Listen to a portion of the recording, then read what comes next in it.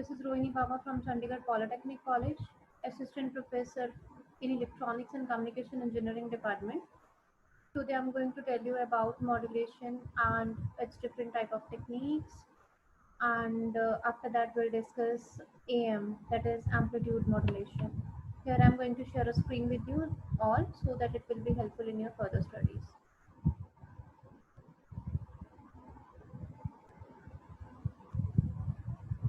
So let us start with the modulation. That we already know that it is a process of changing one or the more properties, that is amplitude, frequency or phase of the analog carrier in proportion with the information signal. It is impractical to propagate information as it is over standard transmission medium. Reverse process of modulation and converting the modulated carrier back to the original information is known as a demodulation. What is the necessity of a modulation? Why modulation is necessary? It is difficult to radiate the ellipse signal, that is a very low frequency signal, from the antenna in a form of EM energy. And information signal occupy the same frequency band that would interfere with each other. The channel is a specific band of frequencies allocated to a particular service. And now let us discuss the type of modulations. It's analog, frequency, and phase. Three type of modulations we have. And in analog, we'll study amplitude modulation in this lecture. So, amplitude modulation. It is an information signal, or we can say if information signal is analog and amplitude of the carrier is varied proportional to the amplitude information signal, then AM is produced. Next one is your FM, that is frequency modulation. Then if a frequency of carrier signal is varied proportional to the information signal, then FM is produced. After that, phase modulation. If a phase of a carrier is varied proportional to the amplitude of information signal, then PM is produced. Now, types of analog modulation, that is a amplitude one. It is a method of changing the amplitude of relatively high frequency carrier.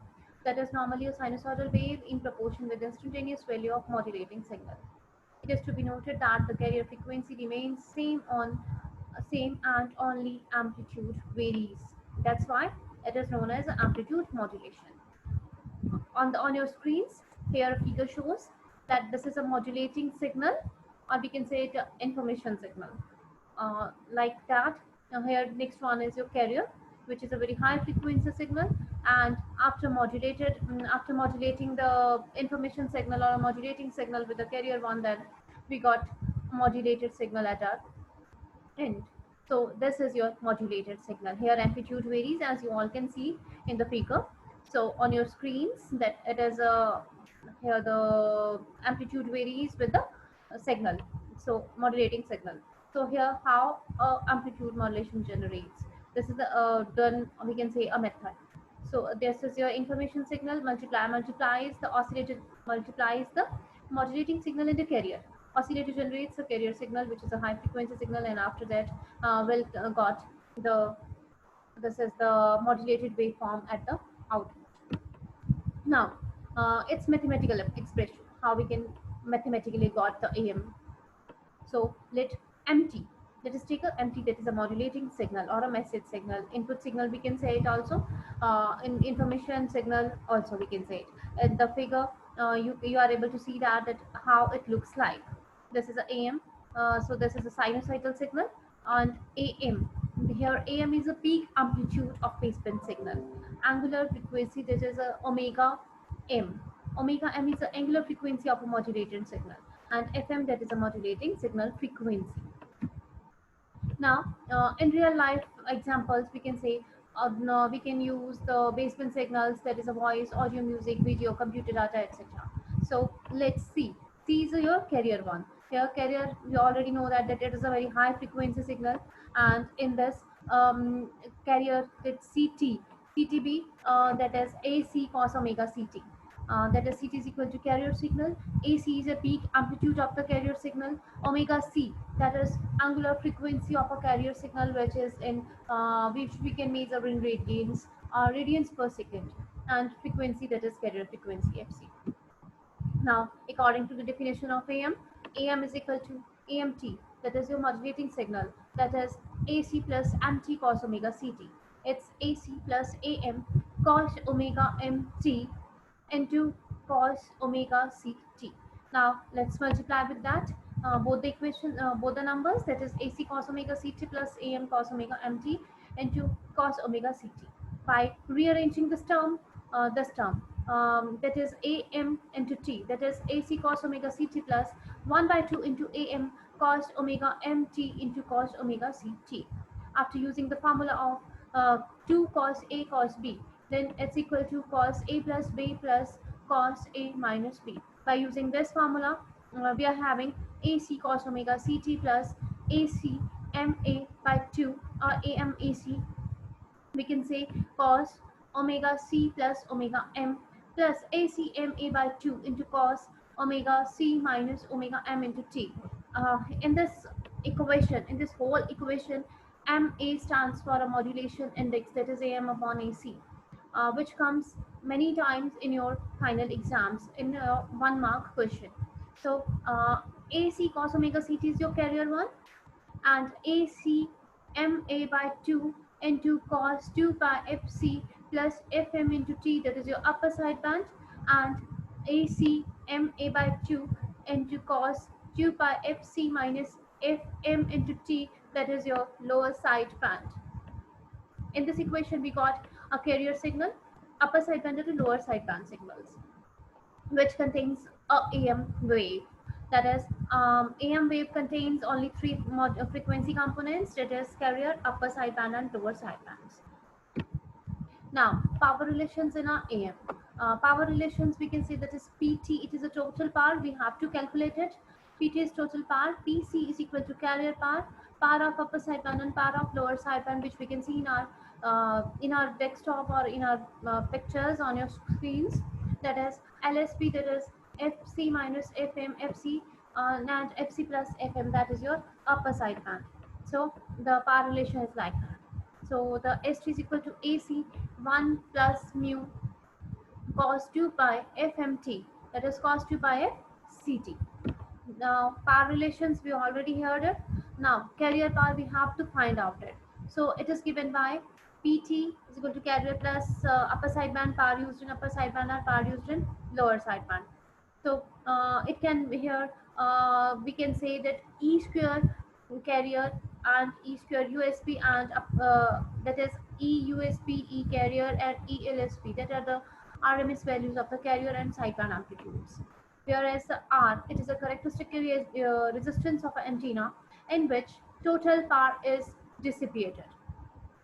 Second point is carrier power, that is how we can find out the power of the carrier.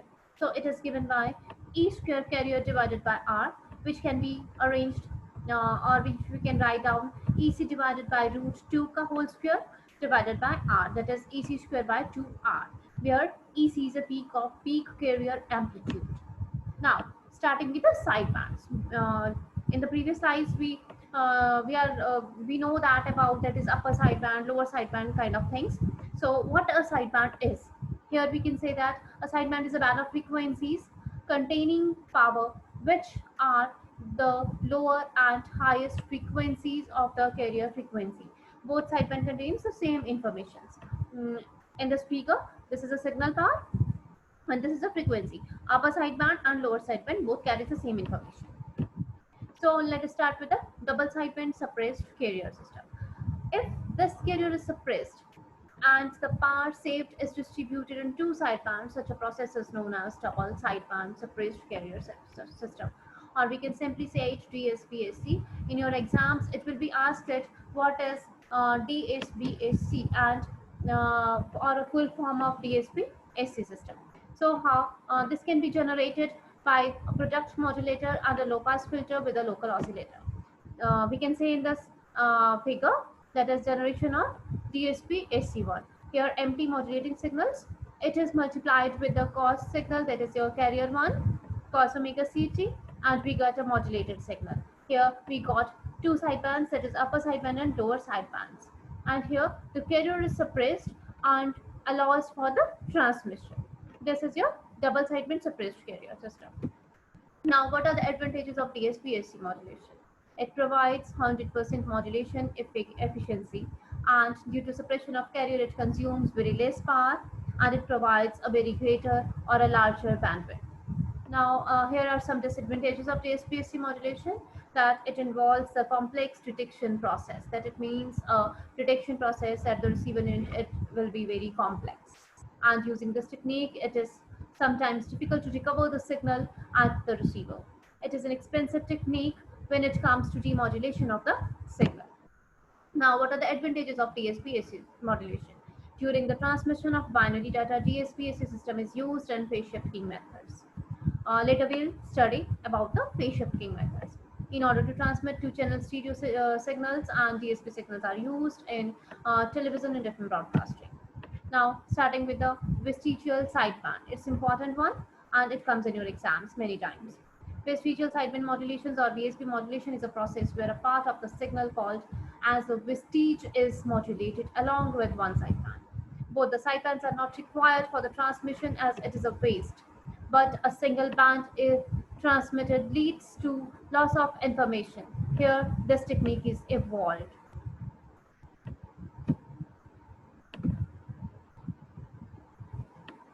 Here in this technique is evolved here in what are the what are the advantages of VSP modulation.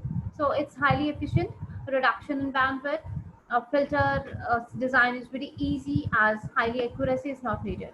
So the transmission of low frequency components is possible without any difficulty, and it possesses good phase characteristics. Next one is your disadvantages of VSP. Following are the disadvantages of VSP. That is a bandwidth when compared to SSP is very greater, and demodulation is complex in this case. Applications, we'll use this in television signals, and it's most convenient technique when a bandwidth usage is considered. So this one is your VSP system.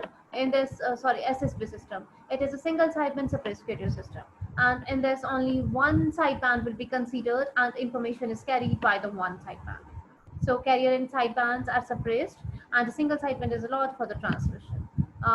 Now, generation of SSP. In this, we'll use a method that is known as a phase shift method, which is very important.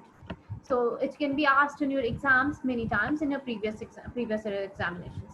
So here we'll apply a modulating signal that is X3, and signal will be shifted by a wideband 90-degree phase shifter. A shift will be available to it. That is, it will shift into 90-degree shifter, and it after that the 90-degree phase shifting, the signal goes to the product modulator 2, and here normal signal, that is a modulating signal, it goes to the product modulator 1. Both modulates the signal and multiplies the signal with the carrier 1. That is, here a carrier oscillator generates the frequency, that is a high frequency signal, and that is VC cos 2 pi fct, and multiplier M1 multiplies the signal and gives it to adder. After that, the same signal, that is a carrier 1, it comes to the 90-degree phase shifter. Again, the signal shifts of phase shift will be done. After that, the product modulator M2 multiply and modulates the signal, and it gives the signal again to adder. Adder adds both the signals and gives the SSP signal with the lower sideband. This what is a lower sideband suppressed carrier system. Now let us start with the advantages. Bandwidth of the spectrum space occupied is less than AM and DSP signals. The transmission of more number of signals is allowed. Power is saved, whereas high power signals can be transmitted in this, and less amount of noise is present. Signal fading is slightly less to occur.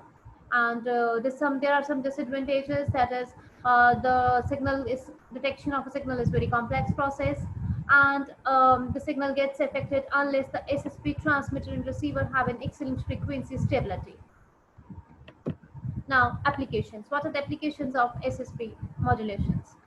In this, we can it can be used for the point-to-point communications, radio communications, television, telemetry, radar communications, and some power saving in low bandwidth requirements also. Now, what are the difference between DSP-SC, SSP, and VSP? So let's start. In case of DSP-SC system, less transmitted power than full AM, and the transmitted power is very useful. It requires a coherent carrier at a receiver, and receiver in this results in increased complexity in the detector. That is a synchronizer, we can say also. Uh, Unsuited for the point-to-point communication involving one transmitter and one receiver, which would justify the use of increased receiver complexity. Good bandwidth utilization, on the other hand, for the SSB. It's having a good bandwidth utilization, makes the signal bandwidth, modulate signals with the bandwidth. Good power efficiency, and prefer the long distance transmission of voice signals. And this demodulation is harder as compared to a full AM. Exit filter design and recurrent demodulation is also required. On the other hand, VSB others offers or compromises between SSB and DSP-AC, and VSD stands for the television. It is standard. It's just made a standard. India made a standard, that is VSB standard for transmission of TV and similar signals. And bandwidth saving can be significant in modulating signals are of larger bandwidth as in TV and wideband data signals. I hope this lecture is clear to you all. If you have any queries, then you can ask me up. Thank you. If you have any queries, you can ask me up.